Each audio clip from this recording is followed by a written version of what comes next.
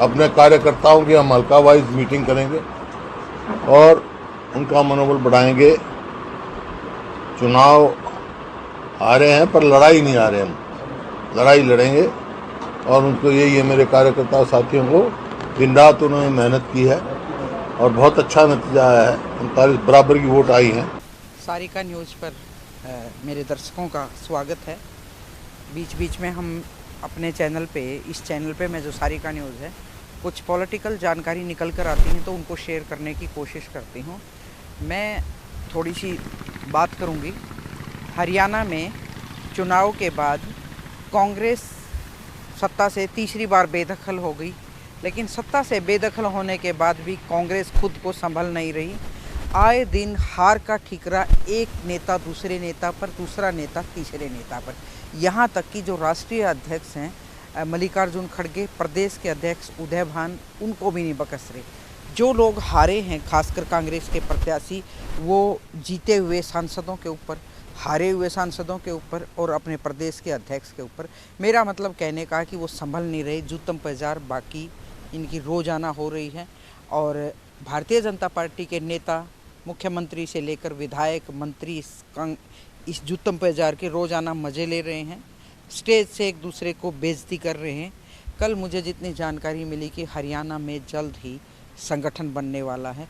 पिछले 12 साल से कांग्रेस संगठन ही नहीं बना पा रही। चुनाव के दौरान जब टिकटों का बंटवारा हो रहा था या उससे पहले, मैंने कई बार प्रदेश अध्यक्ष से और सांसद रोहतक के प्रतिपक्ष के नेता, पूर्व जो मुख्यमंत्री रहे हैं, और सांसद कुमारी सैलजा से इस बारे में कई बार सवाल किए कि आप जीतेंगे कैसे, आपका संगठन नहीं है। तो जब विधानसभा के चुनाव थे, उदय भान ने मुझे एक बात कही कि हम 5 सीटें जीत गए, बगैर उसके संगठन के जीत गए। 2019 में हमारी 30 सीटें आई, तब भी हम बगैर संगठन के जीत गए। तो एक फोबिया सा बन गया कि हम तो जब भी जीतते हैं ना, बिना संगठन के जीतते हैं।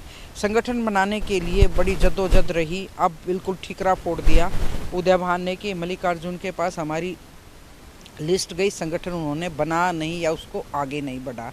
ये तो पुरानी बात हो गई। कल एक कांग्रेस के बड़े नेता से मेरी बात हुई, मैं नाम तो नहीं लूँगी। उन्होंने कहा कि महाराष्ट्र में चुनाव के बाद कांग्रेस संगठन बनाने जा रही है, क्योंकि चुनाव हारने के बाद पार्टी के बड़े नेताओं से लेकर प्रत्याशियों तक, नेताओं तक, या इनके जो वोटर हैं, इनके जो समर्थक हैं नेताओं को, उनको होश नहीं आ रहा। अभी कोई स्टेटमेंट नहीं दी जा रही मीडिया में, लेकिन दबी जुबान से एक दूसरे पर ये कटाक्ष जरूर है कि कांग्रेस कभी नहीं संभलेगी अगर इन्होंने संगठन नहीं बना। तो ऐसी उम्मीद जताई जा रही है कि महाराष्ट्र के चुनाव के बाद कांग्रेस का हरियाणा में संगठन बनने जा रहा है।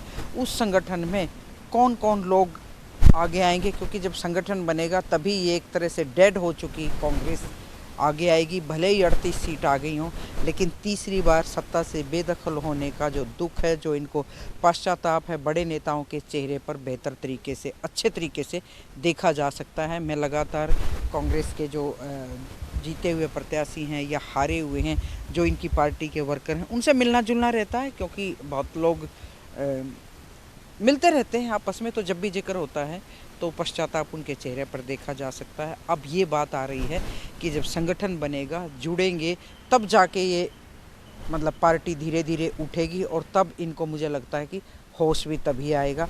अगर होश नहीं संभाला तो आगे का भी कुछ नहीं कहा जा सकता। फिर किसी दिन इस मुद्दे पर मैं अपने दर्शकों को दिखाऊंगी। ये जो मुझे खबर मिली कि इस महाराष्ट्र के चुनाव के तुरंत बाद संगठन बनने वाला है, ये मुझे अपने दर्शकों तक पहुंचाने की ज़रूरत महसूस की। नमस्कार, शुक्रिया।